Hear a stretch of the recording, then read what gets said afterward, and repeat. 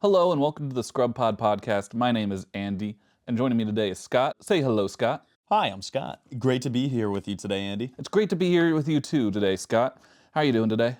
I'm doing quite all right. Having a good day? Yeah, had a pretty productive day. Did you have a good weekend? I'd say so. You know what my weekend was like? What was your weekend like? My weekend was tracking down Spider-Man. Spider-Man. Were you trying to find pictures of him?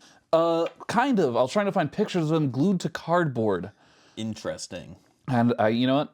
I was very successful. I've got so many pictures of Spider-Man from a couple boxes because the Magic the Gathering set for Spider-Man released this weekend. There's a lot of opinions going on with Spider-Man and the Magic the Gathering community these days. You aware of these? I heard am, about these? and I have some of my own. Oh, wow. We'll get to that. We'll get to that now, actually. What are your opinions on Spider-Man? Spider-Man, I think, was a bit of a reach on Wizards of the Coast part. I think that it's not quite in line with the rest of their fantasy. Spider-Man, he is fantasy in which no man is part man, part spider. That is ludicrous. You can't walk down Brooklyn and see a man swinging. We'll talk about how that's wrong later, but... Well, all right. But still, I think it was a bit of a strange set, and I think it really got pushed a lot harder than how it's going to perform, and it just feels a little lackluster for me. But this is where we get to our first segment. We're going to fight. Oh? Yes, because we're going to fight. I love the Spider-Man set. This is a very reminiscent of a core set, which the one core set you've been around for is Foundations. Right. Where it's like designed for, one, newer players to get in, and it's Universes Beyond, which has a high entry point for new players. And two, the cards are a lot easier to learn and mechanically play with, but it also allows for like a deeper and richer, traditional gameplay Magic. Play Magic the way it was meant to be felt. Play Magic the way it was meant to be felt. Field is not a word. Well, it is. If you look at a large open area of grass, that's called a field. So you're wrong. That's called a Plains. It taps for white mana. You got me there. I really did. I really did. Score 1 for Andy in the debate club. Well, But Spider-Man is a very cool set. I loved a lot of the flavor. I'm also heavily biased. Spider-Man is something I grew up on. The Spider-Man movies were something I was so obsessed with as a kid. Tobey Maguire, Alfred Molina, James Franco. Is that his name? I think. Yeah, the guy from Pineapple Express and nothing else. I watched that movie once. I've never seen that movie. I remember watching it, but I remember falling asleep halfway through it. Not because it was a bad movie, but because I was very tired. I was like that. I did that for the first Avengers movie. I watched it in theaters and fell asleep halfway through. I did that a lot as a kid as well. Yeah, well, honestly, it was my mom's fault for taking me right after soccer practice, and I was just like exhausted, and I was like, this Joss Whedon quips were just too much, you know? Soccer does make a boy quite sleepy. Soccer really... So the experts say. Soccer really brought out the cinephile in me, you know? Yeah. It made me really appreciate it gave me an eye for utter crap and The Godfather, you know? While yes, cinephile makes you sound like a deranged pervert. Cinephile is a slur, I'll have you know. Well, I probably shouldn't have said that on air then. We got you. Score 2 for the debate club. Andy's I'm in the hot seat now. You've entered my little labyrinth of debate and mysticism. Apparently I have. But back to our main discussion, I'll tell you why I do not particularly care for Spider-Man. I think it just stretches a bit too far out of Magic's territory. You look at any given set, it's not... Give me any Magic set. Through the Omen Paths. Through the Omen Paths. You chose that one because you know I don't know it. It is the Magic the Gathering MTG Arena alternative to the Spider-Man set. It is a fantasy world filled with spiders. Yes, I do actually know that one. I forgot the name for a minute. I do really appreciate Through the Omen Paths. Looking through the cards, a lot of them are very silly, and if it were to just be its own plain thing on normal Magic cards... Its own plane thing? No, not just planes, but all 5 colors. But if it was just if Wizards of the Coast just released a massive spider-themed set, I would be all there for that. Scion of the Earth Spider, good lord, sign me up. But Cosmic Spider-Man, I just can't get behind it. It's in the flavor for me. They did a lot of good work on the flavor for Spider-Man. Don't get me wrong, the comic panels, a lot of the designs, Morbius sucking as bad as his movie, that I can get behind all that. But it just feels so out of place. Like with the other universes beyond Lord of the Rings, it's the godfather of all modern fantasy. Even Final Fantasy, I mean, it literally has fantasy in the title. It's not exactly what Magic is, albeit pretty darn close for all intensive purposes. But it still feels within the realms of Magic. That is a very astute observation. But recently, with like Universes Beyond, we've just been kind of getting there's a lot more sci-fi influences, and like it's been happening for a while now with Fallout being like a really big, mechanically unique set that was like one of the first times they had guns on Magic cards. Yeah. We had Streets of New Capenna, which really was kind of. We've had our Streets of New Capenna, Karlov Manor, Outlaws of Dungeon Junction, these so-called hat sets. Yeah. Where it is just characters you know wearing a different hat in accordance to what the plane wants. And I feel like I hate that more than Universes Beyond, because at least with Universes Beyond, like they can get as gimmicky as they want and it's not tarnishing anything else. But like when I see Queen Marquesa just wearing a cowboy hat for the sake of just like, hey, what if she was here? That is a fair point. Albeit I do love Thunder Junction, as it was the first set I got a deck for, being the Naya Landfall and Land Sacrifice deck. Yuma Proud Protector, one of my favorite decks of all time. I'm your Proud Protector. Score 3 for Andy. But I do absolutely understand the gripes for the hat sets, albeit I got into Magic right at the end of the hat sets. Mm-hmm. So I don't have many personal grievances, but I totally understand them. Fair enough. It is definitely as someone that grew up on, like, I'm not going to say more serious Magic, because Magic has been kind of been going on a downhill jokey turn for a while. Like, have you read like the original lore and stuff like that, where they're throwing Karn's prison is literally just like a box that shakes around, and they throw goblins in there so he crushes goblins forever because he's a pacifist and hates killing things. I have not heard that, but that's really funny. Yeah, it's freaking metal. And now we're at like just a well, then we got to a point where like, okay, now we got this little creature called Loot that's just kind of leading the ways. Oh boy, Loot's in a motor race. Yeah. Vin Diesel's there, Fast and Furious. Yeah, Loot is just, I don't like him as a character, but I think Wizards of the Coast can bring it back if he's really Nico Bolas. Ooh. Have you heard about that theory? No, I haven't.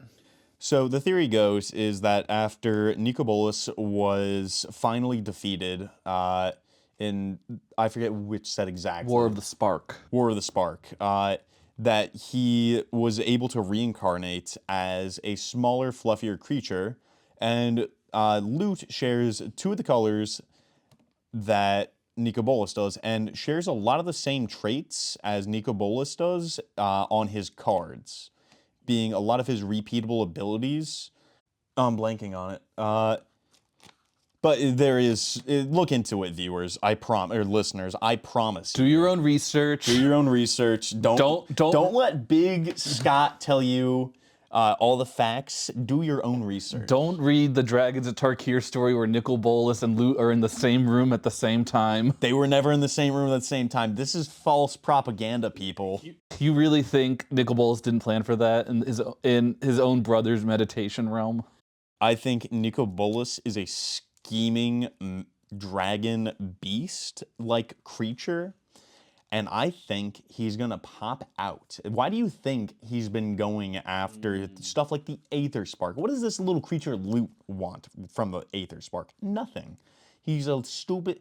On his face, He's just a stupid little thing that pushes narratives forward, has no real meaning, and sells plushies. You know who could figure out this mystery? Because we're not getting the next part of Magic story until 2026 with Lorwyn, the Return to Lorwyn.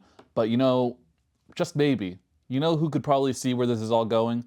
You know who sees all the lines of past, present, and future? Jace. You know whose web connects us all? That's right, Madam Web from Spider-Man Magic the Gathering. I don't think Madam Web is gonna come to Universes Within and go, oh my god, guys, kill Loot. He's Nico Bolas. And then he transforms into Nico Bolas as a 4-color commander. Well, as someone that plays a lot of Spider-Man games, I'm used to just portals opening and another Spider-Man coming out and just being like, hey, Spider-Verse is real. It's everywhere. That's fair, but I don't think they can quite planeswalk into Magic's universe. Well, they did that with Pac-Man, where... What? Yeah, when you're playing Pac-Man and a portal opens and Spider-Man comes out, it's like, hey, Spider-Verse is real. No, that never happens when we Oh, you're not playing enough Pac-Man. No, I mean, I've played a good amount of Pac-Man in my day, and is this like some sort of Easter egg I'm missing? No, this is just Or maybe are you lying to me? Why would I lie to you? Because you're a known liar, thief, miscreant, and vagabond? The same thing happened in Skyrim, right? Where Spider-Man comes out of a portal and just goes, hey, Spider-Verse is real. No, that did. You must have installed mods somewhere along the way, Andy. I don't do mods. I'm an achievement hunter. I need all the mods. You need all the mods? I need no mods. Cheating to get achievements? How low can he steep? Lying to me? Making up a scoreboard? Listen, I am not saying that if you play Team Fortress 2 for 19 hours straight, that you're going to start seeing Spider-Men pop out of portals going, hey, Spider-Verse is real. Listen, I've been playing TF2 for quite some time, and I've played 19 hours straight. And you know what I didn't see? Spider-Man. You know what I did see? My mother come into my room and yell at me because I smelled bad and I was farting too much. She was screaming, Scott, go to the bathroom. Scott, you're shitting yourself. Go to the bathroom. Get off the game. And I said, oh, I don't want to. And then I played another 5 hours of TF2 before passing out from dehydration. I was sweating very hard. I had a heart attack. More like a fart attack. And you know what the best part of that story is, Andy? What, all of it's real? No, I lied about all of it, just like you've been lying to me about Spider-Man. Never lie. Spider-Man is in every game. There's always a Spider-Man reference. No, there isn't. Give me a game. I'll tell you the Spider-Man. Shovel Knight. All right, remember that part in Shovel Knight when a portal opens up and Spider-Man comes out? Like, no, hey, Spider-Verse is real. No, because that didn't happen. I played through all of Shovel Knight. Clearly, you're not playing enough Shovel Knight. The Binding of Isaac. All right, that opening scene, all right? When a portal opens up and Spider-Man comes out. He's dying in his room in a chest in the opening scenes. Damn, that's heavy. I just was like, oh shit, Spider-Man's here. No, there was no Spider-Mensch. My main Spider-Mensch. Vita Vaca.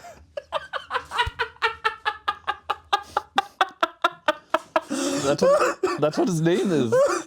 Vita Vaca? Vita Vaca. Vita Vaca. Hello, my name is Vita Vaca. Welcome to Elder Scrolls 4 Oblivion. Look at my portals. The Spider-Verse is real. Welcome to Deutschland. I shoot out Wiener Schnitzel and swing from the buildings. Oh nein, Dr. Octopus. Och nein, sein grün Goblin. Der Sandman. Bring me einen dream. But anyway, these magic cards are really fun to say in German. They really are. Saying anything in a German accent is pretty funny. Do you have any German magic cards? I do not own any German magic cards. All mine are in English except for one. Ooh, what's the one? I don't remember because it's in Japanese, and I don't speak Japanese. Ah, I interesting. remember it's white, and it costs 4 generic and 1 white. 4 generic and 1 white. That narrows it down.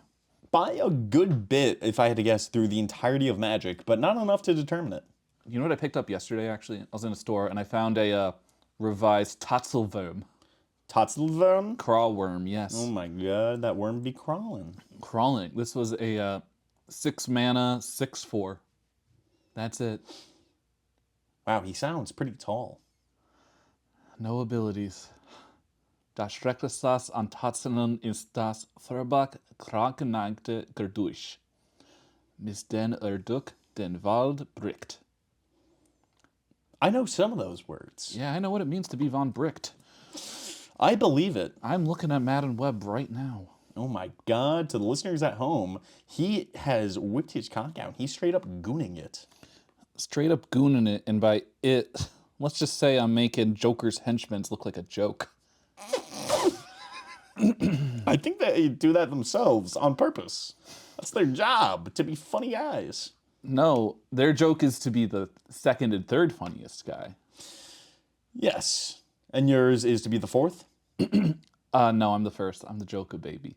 But why are you sitting here in front of me with no big red smile and white face paint? Because I'm the absolute Joker. I'm a 6 foot tall monster that looks more like a wild mutt from Ben 10 than a human being. Have you seen this? I have seen this. Yeah. He looks quite scary, and I think I would not blame Absolute Batman for giving up. Like, have you seen... What's going on in Absolute Gotham? Seriously, what has happened to New Jersey that this is going on? This is the future that Jack Ciccarelli wants for New Jersey. This is true, folks. Jack Ciccarelli, I watched him last night. He gave a speech. He got up on stage and said, "My fellow Americans, my fellow New Jerseyans, I want to introduce you to a good friend of mine." And then he brought out Absolute Killer Croc. And then Killer Croc started eating people while Jack Ciccarelli stood up on stage laughing about it. You can look this up. It's real. I remember that. And then Mikey Sherrill was like, "Hold on, I got this." And then she opened a portal and Spider-Man came out. But hey, Spiderverse is real. He didn't do anything about Killer Croc. He just kept eating people. Like, you know, as a fan of Spiderverse, I'm just glad Spiderverse is real. You know? I'm just kind of surprised Spider-Man didn't do anything. It's kind of like Spider-Man's thing to save people. Well, this is we don't have a deal with DC yet for universes beyond Batman. Oh yeah, I guess they can't be in the same picture together, so they can't really fight. They can't be in the same room at the same time because they're the same person. But they were the same place at the same time. People saw them. They were eyewitnesses. No. Jack Ciccarelli and Mikey Sherrill, they're the same person. She's just moving. They're just moving really fast, back and forth. Oh, it makes sense. And then they're like switching costumes really fast. Yes.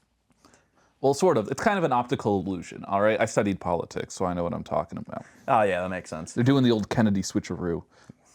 It's classic Kennedy. Classic Kennedys. All right, Classic Kennedy's the name of a cocktail. What's in it? I have no clue. I made up the name of the cocktail, so we're making up the ingredients. Oh, I see. I think it is vodka and 1 bullet. That would go. That'd be pretty par on course for for a couple of the Kennedys. Yeah. Why do their heads keep doing that? Genetics, you know? You know, that would explain it. Yeah. Who's your favorite Kennedy? Probably Johnert. Johnert? Yeah. Johnert Fitzgerald Kennedy. Johnert Fitzgerald Kennedy. Yeah. Named after the airport. Yes. That was very sweet of his mom to name him that. Because she saw him straight out of the womb. She said, "You know what? I want my baby to be named after that airport. Yeah. She just kept And he's naming going to be the president one day." She kept naming her kids after airports. You know, John F. Kennedy's older brother, Robert August Kennedy. Yeah, no. His initials are LAX. Yeah, no. I'm kind of surprised. They did, in fact, change his last name. Yeah. I heard he was partially to write him out of the will and to write him out of the way to get him out of the Kennedy family. And now for something completely different. Your boss out of the bottom? Yes, when he was 6 years old, he was playing in his house, and underneath his stairs, there were exposed nails coming out the back, and he was chasing a ball with his head down, and a nail had pierced his skull and brain, functionally giving him a lobotomy. Wow, fascinating. I worked with him for 10 months. Sometimes it showed. Yeah. He was just going around saying like, hey, Spiderverse is real. No, he never said that. He never said No that. portals opened up on his watch? He did say mean things about me to my face. Like what? Like that I'm quote unquote a bad worker and get out of the back of the box van. I know you're in there. You can't keep hiding in there. What were we doing in the back of the box van? I was looking for material and I wasn't smashing little goblins with a hammer. Okay, you weren't smashing little goblin. No, I want to emphasize I was not taking a big 3.5-pound hammer and smashing goblins that ranged from heights of 6 inches to 1.5 feet. There were no goblins in the back of my box truck for work. I was only in there to look for material. Now, was there no goblins in there because you got to them earlier? No, there was never any goblins. I dispute any goblin talk. So Why your boss would you did not- mention this? Your boss did not walk in on you smashing goblins with a hammer, and he goes, "What are you doing?" And you respond, "Is this a trick question?" Yes, this did not happen. And then he didn't look at me and say, "Oh God, what is that red puddle?" And I didn't turn back and say, "It's a stinking goblin." Was that a red puddle of goblin blood, or did some type of Spider-Man come out of there and go, "Hey, Spiderverse is real"? No, Puddle Parker did not come out of a portal and tell me the Spider-Verse is real. Not Puddle Porker. His name is Hydro Man, and No, his that's a thing is different guy. water. That's a different guy. You Fine, that's- silly idiot. Fine, that's Katara, fierce waterbender. You know what? I'll take it. But I did not, in fact, smash any goblins, any Spider-Man, or any Kataras with a hammer in the back of that box truck. Now, what if I told you we have audio footage of the incident in the back of the box trucks of you smacking goblins? Then I'll tell you, you would only see me trying to fish out a PVC pipe from under the shelves and not smack a goblin to death. All right, Jamie, can we roll the clip? Hey.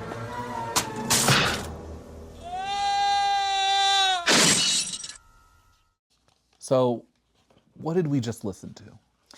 That seems to be an AI video of me smashing goblins with a hammer. It's not AI. No, I'm pretty sure that's AI. I have like No, 8 fingers on one hand in that no, video. no. That's just your hands. No, I in fact don't have 8 fingers, because then I'd Listeners, be able to are you count seeing this? Look at his hands right now, listeners. There's no video. Look at him. Look, I'm counting the fingers. 1, 2, 3, 4, 5, 6, 7, 8, 9, 10, 11, 12. Nope, 11. 11 digits on one fingy. Exactly. And I, in that video, have 8. Clearly fake. Clearly AI. And also, goblins don't look like that. Goblins are green, not red. Not true. Green Goblin / Norman Osborn is Grixis colored. Back to Magic the Gathering. That card is freaking insane. I was like giving everything mayhem. That's a lot of mayhem That's right a lot there. of mayhem. That's just basically like hey, what if I just like Wheel of Fortune, draw another wheel, draw another wheel, draw another wheel, and then I just play every spell in my graveyard, which is now every spell in my library.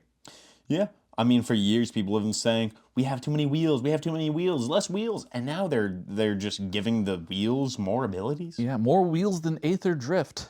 Exactly. This is getting out of hand. More buyers than Aether Drift 2, am I right? Up top. All right, so what's your favorite card from Spider-Man? My favorite card from Spider-Man? The Pabst Blue Ribbon card? There's no Pabst Blue Ribbon card. There is a blue ribbon in Unfinity, actually, but it's not in Spider-Man. What is your favorite card in Spider-Man? For as much as I don't really care for the set, I do like some of the cards because I think they're funny. Like City Pigeon. City Pigeon's pretty good. Just also unironically a really good card. Also, supportive parents. Who thought any Magic player would ever have that? Though I don't have a copy of supportive parents. Yeah. Nor do I have supportive parents. They're very, very angry that I spend $50,000 on Magic cards. My parent is very supportive about letting me just stay in the basement and talk about Magic the Gathering for 27 minutes. And that's why we're here. That's why we're here. That's what brings us. You know, her web really does connect us all. Thank you, Madam Web. My favorite card from the set, I have been thinking a lot more about Gwenom, and not just from my dreams, but from Magic cards. You heard about this, Jamie? You hear about this? Yeah, Gwenom. It's a very cool card. Let me pull that up for you. Jamie, can you pull it up for you? Gwenom Remorseless. For 3 black, you get a 4/4 legendary symbiote spider hero with Death Touch and Lifelink. And whenever Gwenom attacks, until end of turn, you may look at the top card of your library anytime, and you may play cards from the top of your library. If you cast a spell this way, pay life equal to its mana value rather than pay its mana cost. So this is a Bolas' Citadel on your commander. Yeah, kind of ridiculous. Very cool. But you know what I'm thinking about? What are you thinking about? Canadians. Specifically Canadian Highlander. And they, 100 card singleton, no commanders, you can play Moxen. And there's a deck. Are you familiar with Tin Fins? I'm not familiar. All right, Tin Fins is a classic legacy deck that sought to just bring back Grizzlebrand put it into your graveyard and then reanimate him as fast as possible.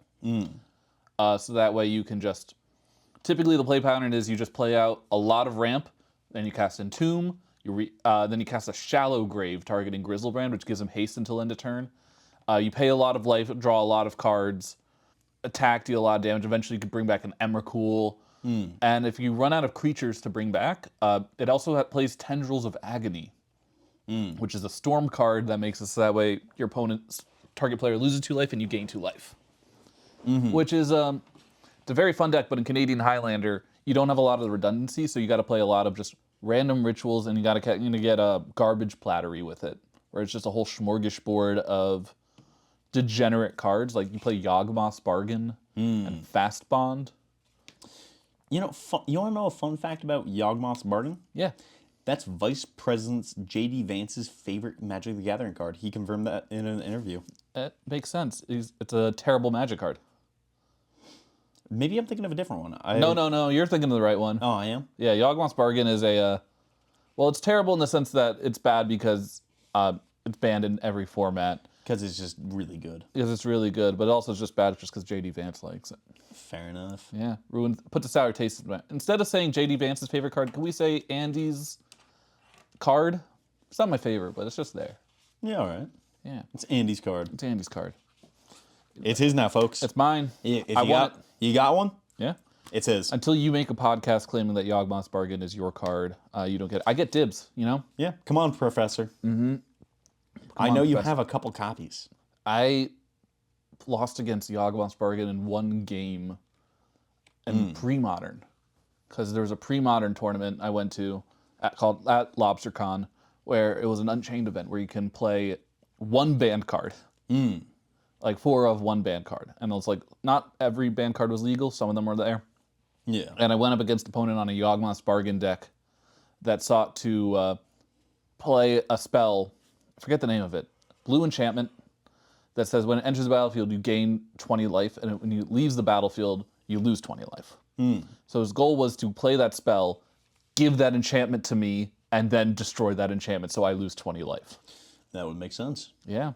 That's really funny, actually. It was really funny. Very bad deck. I lost to it once because I didn't know what was going on. And then the other 2, I was on a Brainstorm Psychotog, so I just kind of did Psychotog things.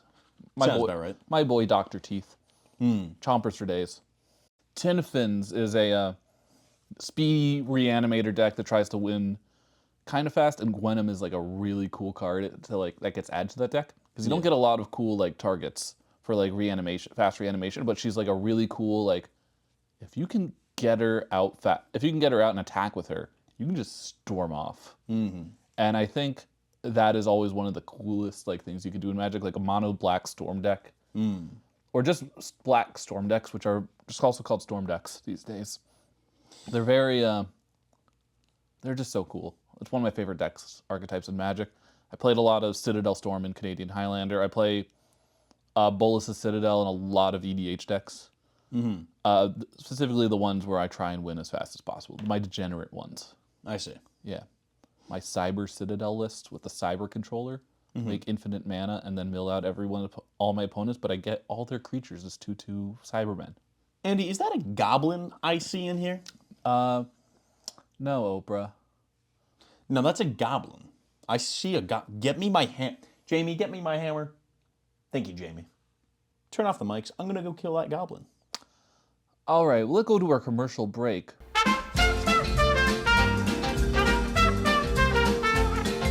And we are back from that goblin break, done with all the goblining.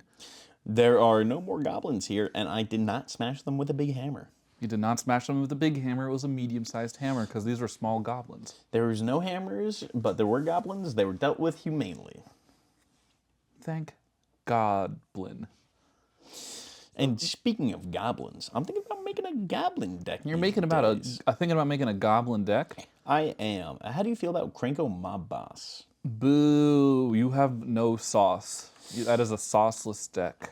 I see. That is just, it's the, It is. hey, let's go somewhere romantic. How about McDonald's of Magic decks? I see. But at the same time, I would love to just build a deck that just makes a more billion goblins. Well, you can do that in a lot of ways. Have you tried Kiki Jiki Mirror Breaker? I have not. Oh. But he doesn't make goblins. Yes. Well, sort of. He makes copies of creatures that are copies of non-legendary creatures, and those tokens have face, and you sacrifice them in the next end step. I do like the idea of a bunch of goblins being destroyed. Now, he seems like a nice and fair commander. I wonder if he goes infinite with anything. I do wonder. All right, according to Commander Spellbook, he goes infinite with 410 cards. And how many does Krenko Mob Boss go infinite with? 37. 37. And you tell me who is the more busted commander here, mister. The one with 410 busted combos, like Kiki Jika and Delina Wild Mage. Or if you're playing Kiki Jiki and Fear of Missing Out. I do own one of those cards. But I was thinking about, you know the Dirty Kitty Legacy deck? No, I do not. Enlighten me. It's a Fecundity Goblins. You know Fecundity? No. All right, so Fecundity. Fecundity is a very good Magic card. It basically says whenever a creature you control dies, you draw a card. And it's not a once per turn. It's an old card, so it's like you could break them. It's very easy. And you know Skirk Prospector, the goblin that says goblins, you could sacrifice a goblin to make 1 red mana. So what you do is you play a goblin, and then you sacrifice that goblin to Skirk Prospector. You're up 1 red, and you draw on a card. Hopefully it's a 1 mana goblin that you can cast and do that again. If you get 2 Fecundities out, you just sack 1 goblin, 2 cards. And you get more and more mana until eventually you cast either Empty the Warrens, which is 4 mana, create a 1/1 goblin with Storm. And then you like kick a goblin bushwhacker and you just swing for lethal, or you can even grape shot. Yeah, those are pretty solid ways to win.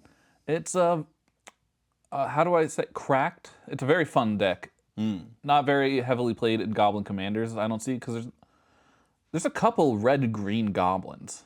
There are. I do have 1 red-green goblin I was considering building at one point because I said, I don't know about Krenko quite yet.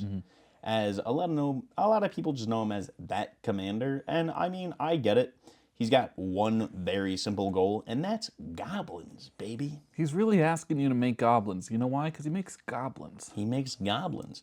Who doesn't want the equivalent to a scoot swarm in your command zone? Exactly. But for goblins, They're just asking you, hey, can you do me a favor and walk 20 steps?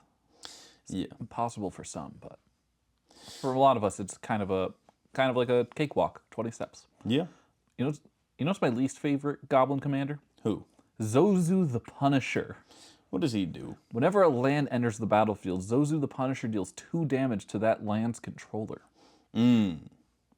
That does seem really unfun to play against. Yeah, a lot of the decks are kind of based around destroying lands, which is not a fun way to play the game of Magic the Gathering, in my opinion. Mass land destruction in Commander?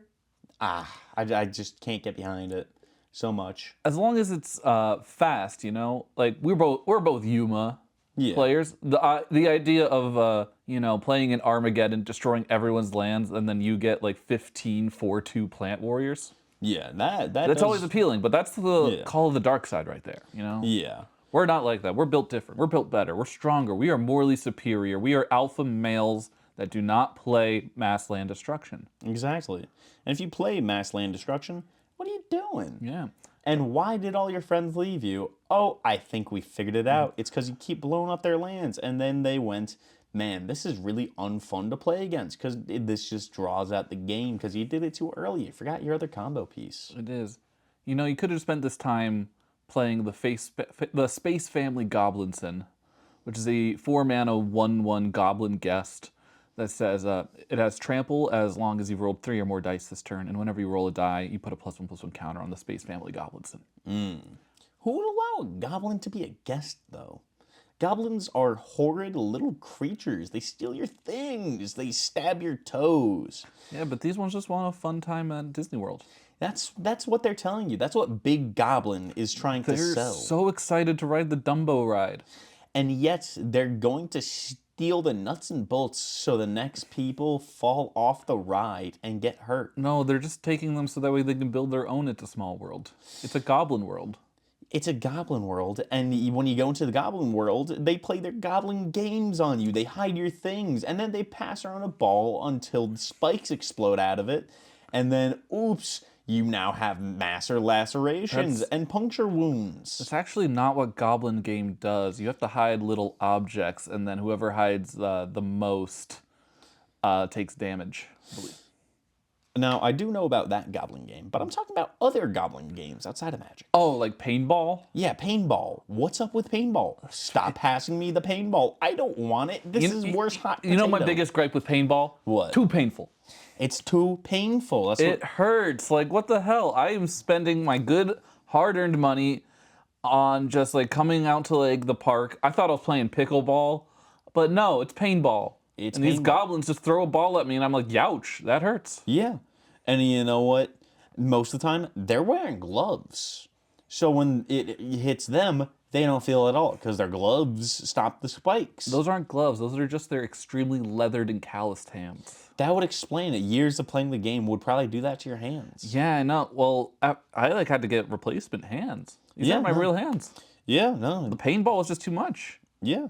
It hurt. Yeah, and like sometimes they'll just lace it with various poisons.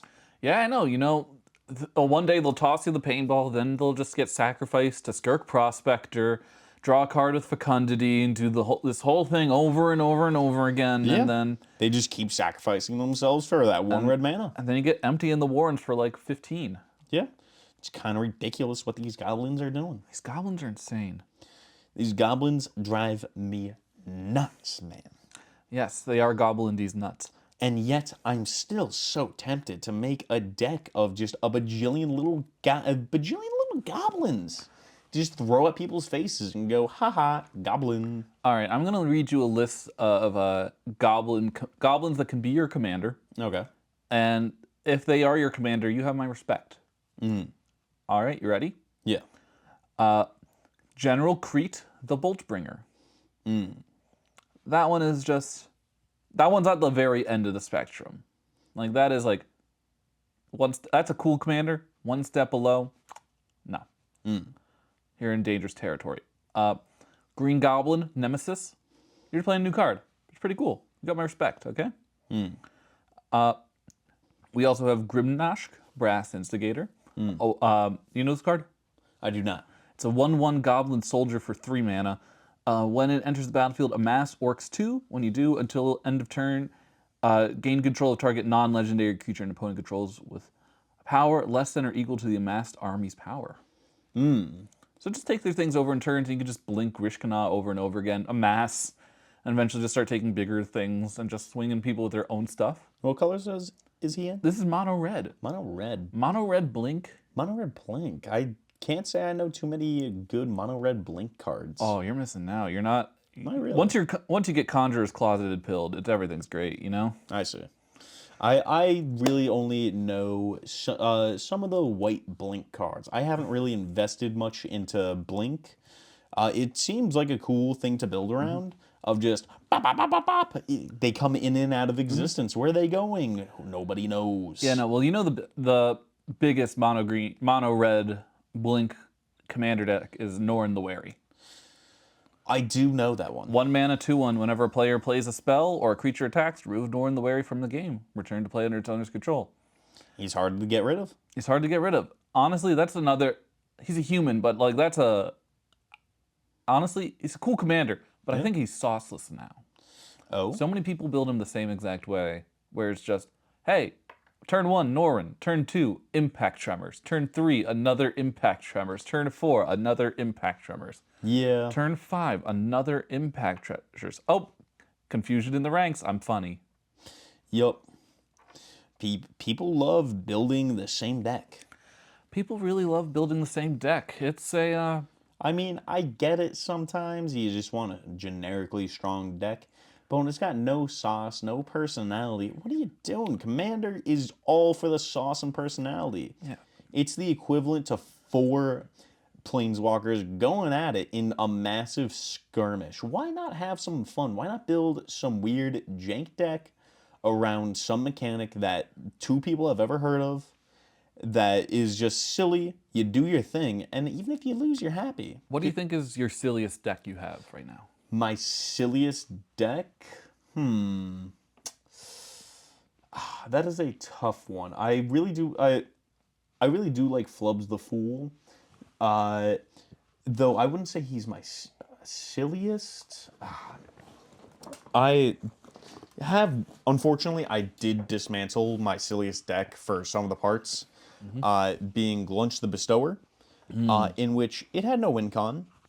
It had only a couple pieces of removal, and basically everything in it is group hug. It does not seek to win, it simply seeks to fuel the fires. Interesting. Very interesting. And I've been very heavily reconsidering rebuilding it. Honestly, you should. Maybe put a win con in there. Put an Approach to the Second Sun. Let's get it over with, you know? Yeah, I could. Yeah. My silliest deck right now is Golgari Vehicles. It is Aveline de Grand Prix from Assassin's Creed, and I've been calling her Aveline de Grand Prix because car go vroom vroom and race around Monaco. Cars do go vroom vroom. Cars do go vroom vroom. Did you know they also go beep beep? Fiskars don't make noise when you start up, just so you know. And it's a deck that you know how many vehicles have Death Touch? Because Aveline, let me read Aveline real quick. All right. If I may. She is a 4 mana 3/3 with Death Touch. Whenever a creature you control with Death Touch deals combat damage to a player, put that many 1/1 counters on that creature. That is very cool. Also, listeners, just let you know, Andy took about 5 minutes trying to spell out that name. I edited it out.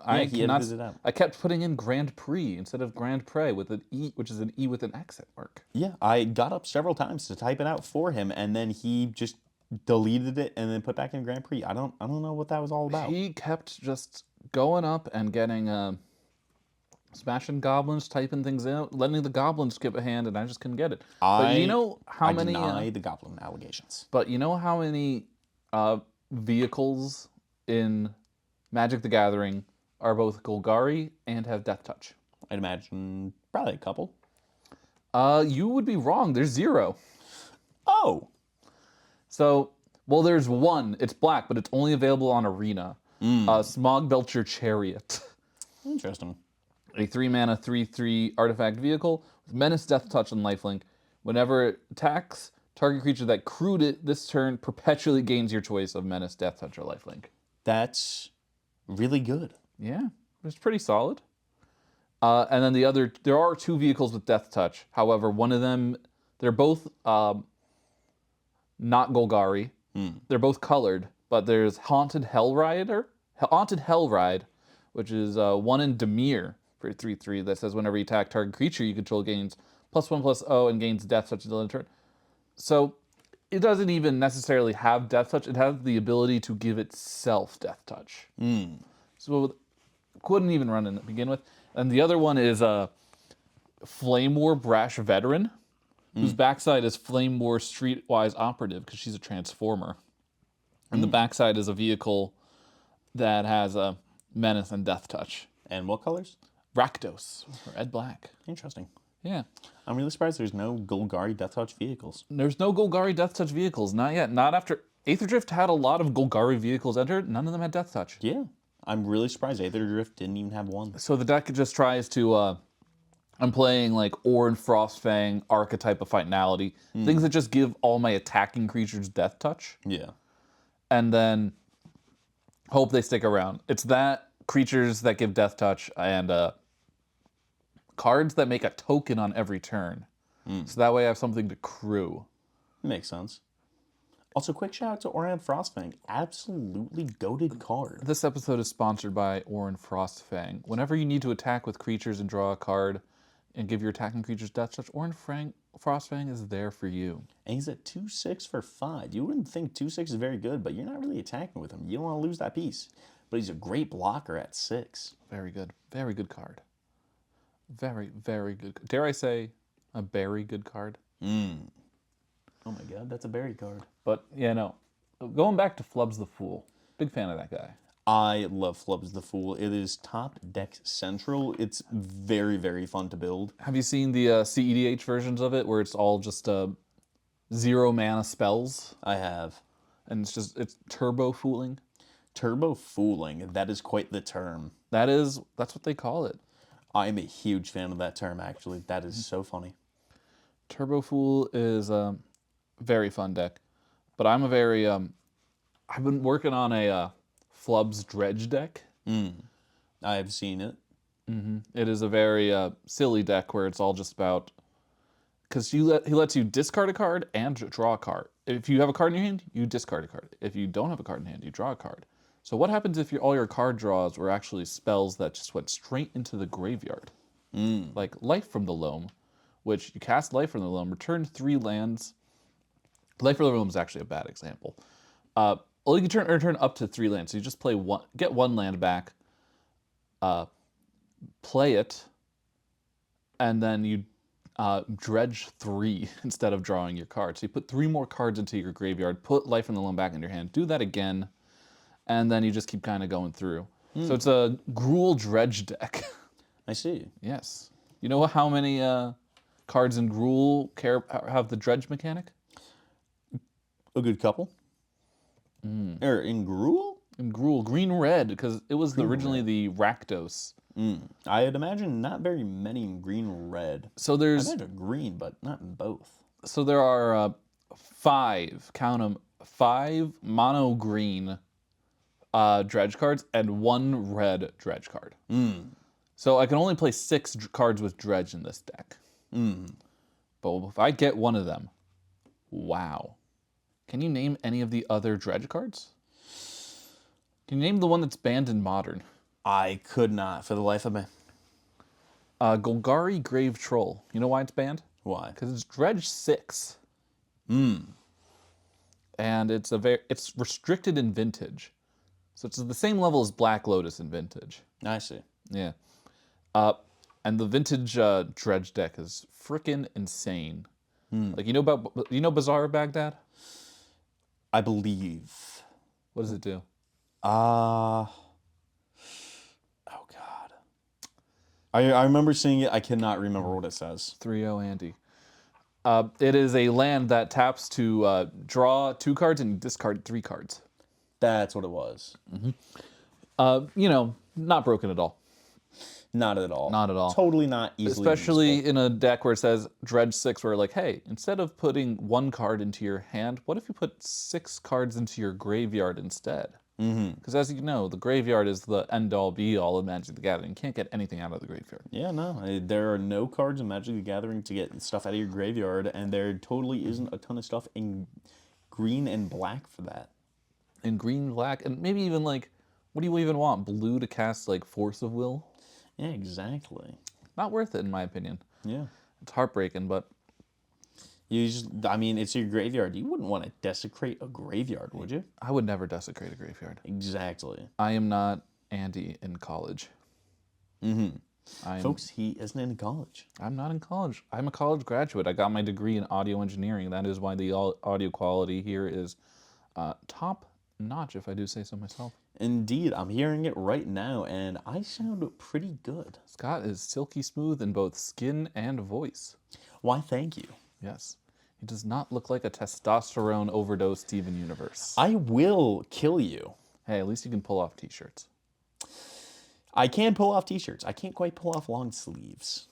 I didn't say that, but, you know, I'm glad you're able, or I'm glad you know about your own insecurities, you know?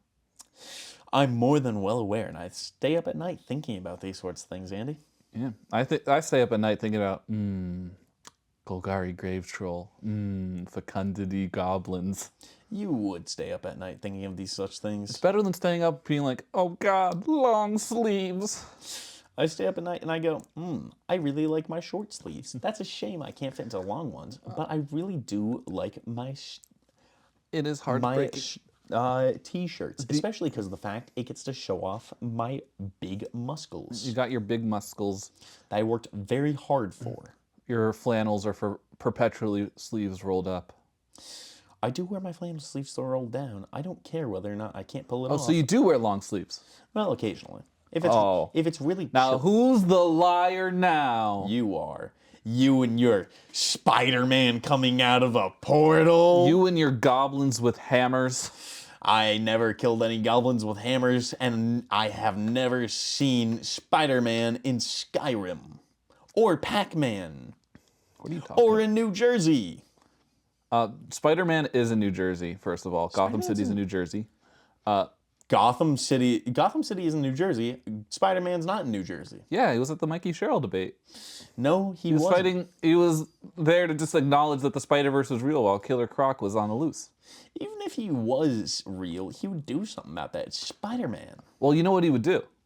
He'd probably web up absolute Killer Croc. No, he would go, hey, Spider-Verse is real. No, he wouldn't. You rat bastard. That's what he does. That's what he does in Terraria. I'm going to grab my hammer that I don't use to smash goblins and smash your head, Andy. Oh God, I wish at this very moment a portal would open up and Spider-Man would come out and just be like, hey, Spider-Verse is real. He would never do that. Listen, he You wanna does know it why? 'Cause in he's literally not in- every video game. All right. He doesn't. You know when He you're playing. doesn't. You know when you're playing Marvel Spider-Man 2, and a portal opens up, and a Spider-Man comes out and goes, "Hey, Spider-Verse is real." He never said that. He never said that. But the portal did happen. The portal might have happened. Portal might have happened. I didn't play the game. Okay, so when you're playing Doom on your pregnancy test, and Spider-Man comes out of that portal and just goes, "Hey, Spider-Verse is real," you're like, you're not amazed? I'm like, this isn't happening because this would never happen on my Doom pregnancy test. This happens all the time. This never happens. Spider-Man doesn't come out of portals and say, "Hey, Spider-Verse is real." Well, when you're he doesn't do that. All right, when you're playing Black Ops on your icy machine and the portal opens up and Spider-Man comes out and just goes, "Hey, Spider-Verse is real." Like, is that not the coolest thing ever? No, because it doesn't happen. And what's next? You're gonna say when I'm playing Minecraft on my air fryer that Spider-Man comes out and says, "Hey, Spider-Verse is real." You're gonna say that happens? No, I would never play Minecraft. I'm too scared of Hero Brian. Oh, that makes sense. Here, Ryan is very scary, but I'm a brave boy, so I play anyway because Minecraft is really fun. I'm always scared, like, late at night when I'm dreaming about when I'm dreaming about legacy deck names. And I'm just like, and suddenly a portal opens up and Hero Brian comes out as like, "Hey, Spider-Verse isn't real." Making it all up, Andy. Herobrine isn't real, Andy. And even if he was, Notch said he removed him. Allegedly. Allegedly. And I think Notch got rid of him. Though my brother did say that he saw him one time and that I should be super scared because he said my name. And my address. Known paranoid schizophrenic, Scott's brother. He didn't go, oh my God, look over there. A portal. Who's in that portal? Spider-Man. What does Spider-Man say? Hey, Spiderverse is real. No. Spider-Man did not show up for Herobrine. According to my schizophrenic brother. Well, you know when you're playing modded Smash Bros. And Herobrine and Spider-Man are just going at it. I can't say I've played a modded Smash Bros. In which Herobrine and Spider-Man were there. Oh, you're missing out. Well, coming to Universes Beyond this winter, Herobrine and Spider-Man together at last, destroying your local modern FNM. Herobrine will be restricted in Vintage, banned in Pauper. Honestly, I would not be surprised if there was a Minecraft secret lair. I wouldn't be surprised either. That'd be pretty cool. Honestly, if it was just like a secret lair small drop, I'd be totally down for it. I don't think they could get a whole set out of it, but like there's definitely enough for like a cool secret lair in You there. wouldn't want limited all-star chicken jockey? I don't think so. And I wonder if they'd go into the movie. That would actually be really funny if they made a set for the Minecraft movie. Yeah, no. Specifically. Honestly, having a Jack Black magic card would go very hard. I think having a serialized Jack Black would be very good. What colors would Steve be? Green, definitely. I think green white. Green. Actually, maybe like green white. Maybe green white blue. I could see Teamer. Because you know you got the natural life of Minecraft. You go about do as you do. You got the ingenuity. You got the building the cool stuff. Or wait, did you say green, blue, white? Or? Green, blue, white, Bant. Oh, Bant. I am mistaken. I can still absolutely see Bant. Definitely more than Teamer. Yeah. Steve generally is seen as just a kind of neutral good guy. Neutral to good. Neutral, very good. Yeah. Well, with all the secret layers and stuff like that, we do have a bunch of real-world actors that are now magic cards. And I'm in love with it because right now, every actor, every time we get a player on a magic card, a real-life person, they have to contend with being PHG, post Hugh Grant. Because we have a Hugh Grant magic card. This is true. Yeah. And honestly, a Jack Black magic card would go hard. A Jason Momoa one would go pretty insane. That would go kind of crazy. But, you know, everything's just post Hugh Grant. Yeah. Paddington 2, Hugh Grant. I will say, though, if there's one actor I wouldn't want as a magic card, it would be Dwayne "The Rock" Johnson. Oh, and that's purely because in all of his contracts, he says that he can't lose. So the card would just be too busted. It'd have protection from everything. You don't want Secret Lair Smashing Machine, the newest A24 film starring Dwayne "The Rock" Johnson, directed by Benny Safdie? I have not heard of this movie. He's making his Oscar run right now. Like, legitimately. Like, he is trying his darndest to become, like, go like the Dave Bautista route of becoming a good actor. Oh, I believe it. Yeah. I think he's not going to get that. I genuinely don't think he's a great actor. Who knows? He has so much Black Adam money. He does. Just kind of sitting around. Definitely. And I think it could be used on a really good Oscar campaign. It could be. But you know what actor I would not want on a magic card? Who? James Franco. James Franco. Why James Franco? Oh, a lot of reasons. He has a whole... the controversy section on his Wikipedia page is longer than his career. I see. He has done a lot of awful things to a lot of innocent people. I see. I don't really know much about him at all. He is not a not a good person. He was best friends with Seth Rogen, and after the news came out, Seth Rogen just stopped talking to him forever. And that's made me appreciate Seth Rogen so much more. That's fair. I don't really care for Seth Rogen as an actor. I think he just kind of does the same thing in every movie, but he seems like a really nice Have guy. you not been watching The Studio? The Studio? That's his new movie. This is no new TV show, and it's very good. It's so funny. He basically plays like a studio exec, and it's just making fun of Hollywood a lot. But it's very well written, very well paced. It's giving a lot of Veep vibes. Did you watch Veep? No. I've never even heard of Veep. Oh, Veep is really good. It was this HBO show where Julia Louis-Dreyfus played the vice president, and it was very fast-paced, witty, motor-mouthed to shit. Like, everyone was, like, saying the most ridiculous insults possible. You know Julia Louis-Dreyfus, right? No. All right, have you heard of Seinfeld? Yes. All right. So, in Seinfeld, Julia Louis-Dreyfus plays Elaine, the female lead. Right. She's incredible. She's tied for third for my favorite character on the show, along with 2 other main cast members. Yeah. If you can guess which one is last, you win a cookie. Just letting you know. But she is just an incredible actress, very funny. Seinfeld's very good. How much Seinfeld have you watched? I would love a Seinfeld secret lair. I have only watched a couple episodes of Seinfeld. I've tried getting into it several times, and every time I just go, there's nothing going on. I know that's supposed to be the point of the show, but it just doesn't. It's not very entertaining, and I don't want to sit down for how many seasons is it? 9 seasons. Yeah, 9 seasons. I don't know. I'm ready to sit down for 9 seasons for something I can't really care for. Like, I'm sure 9 seasons in, I'm gonna care for them to some degree, due to Stockholm syndrome. But I just can't. I can't find myself liking it. All right, and with that, I'm now going to force Scott to watch enough Seinfeld before he really appreciates it, so that way he could really understand and appreciate Veep, so that way he could really appreciate the studio, so we can really learn to abhor James Franco. With that, this has been the ScrubPod podcast. My name is Andy. Scott was joining me today. It's been a pleasure. Have a good night.